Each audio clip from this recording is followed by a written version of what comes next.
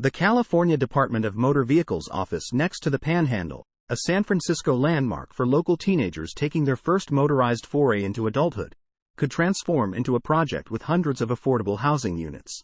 A public request for qualifications put out by state officials on Thursday is seeking a developer to transform the 2.5-acre site at 1377 Fell Street into a mixed-use project that would replace the DMV office and erect new housing. The existing office, which has stood on the site for 60 years, is in sore need of replacement due to aging infrastructure. But the land is also being put forward under California's Excess Sites program, which is meant to leverage unused or underutilized state-owned property for affordable housing development. As a state-owned parcel, the site is technically exempt from local zoning requirements. But the call out to developers says the project should consider neighborhood character and community input. Although the request for qualifications does not specify exact affordability requirements, one of the specifications should be to maximize depth and breadth of affordability while maintaining financial feasibility. Interested parties have until November 22 to respond to the call, and state authorities said they expect to select a developer in the first quarter of next year. As part of the proposals, the DMV laid out certain non-negotiable requirements, including a new field office built to specific standards and ensuring that the housing cannot interfere with the agency's operations.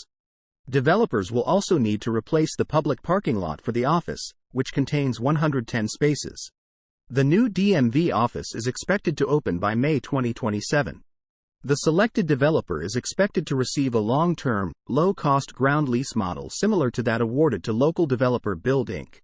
in 2008 for a previous housing proposal on the site. Those plans eventually fizzled.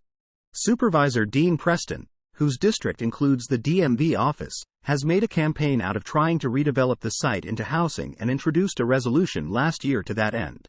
Preston's effort was paired with a push by Assemblymember Phil Ting, who helped convene a meeting with the DMV and related parties like the California Department of General Services and the California Department of Housing and Community Development.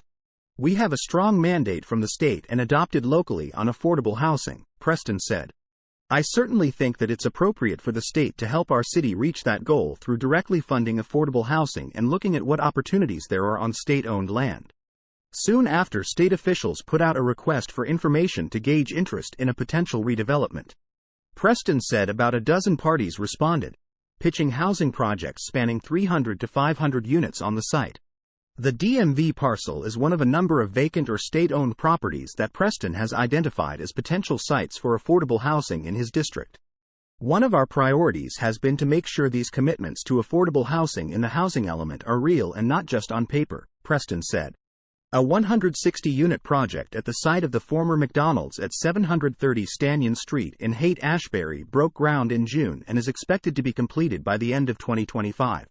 The city also acquired a parking lot at 600 McAllister Street to develop 196 units of affordable housing as part of the deal struck in July with developer-related California, which sought to increase the size of its tower at 98 Franklin Street. Parcel K in Hayes Valley, which is operated as proxy, has been earmarked for affordable housing for decades. The Mayor's Office of Housing and Community Development is slated to open a call-out to developers for that site. However, a request for qualifications has yet to be issued. Earlier this year, the Board of Supervisors passed a state-mandated plan that would require the city to permit more than 82,000 new housing units over the next 8 years. Under the plan, more than half of those units are meant to be affordable to low or moderate income residents. However, the current rate of permitting and construction falls far behind the pace needed to meet that goal. In the first half of this year, the city permitted 179 units compared with the 5,000 plus needed to keep up with the state mandate.